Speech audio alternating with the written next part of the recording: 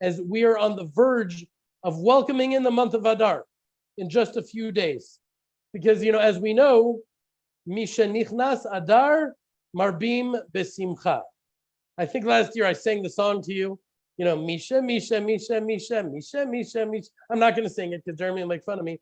But Misha Nichnas Adar, whoever enters the month of Adar, whoever really allows themselves to enter and experience this month, increases in their happiness. Whoever goes into the month of Adar magnifies their joy in the world. Which brings us back to one of the initial questions. How can Hashem command an emotion? How can increasing our happiness be an actual commandment from Hashem? And the answer, again, to go back, Hashem can only legislate emotion when that emotion is truth. Only when achieving that emotion is within our power and our ability by internalizing the truth of the Torah.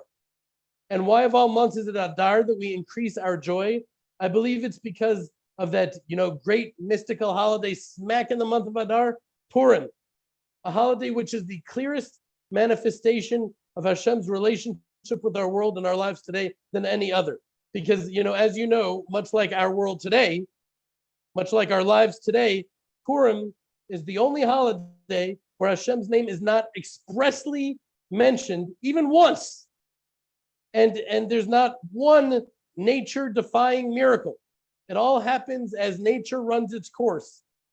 And we see God behind orchestrating everything. Much like our lives today, right? Things seem so dark and we're only becoming darker. Yet we see that behind the scenes, Hashem was directing the events more perfectly than we could ever imagine.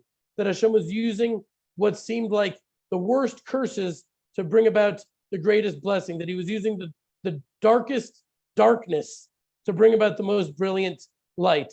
And internalizing the message of Purim in our lives, well, that is the secret to happiness.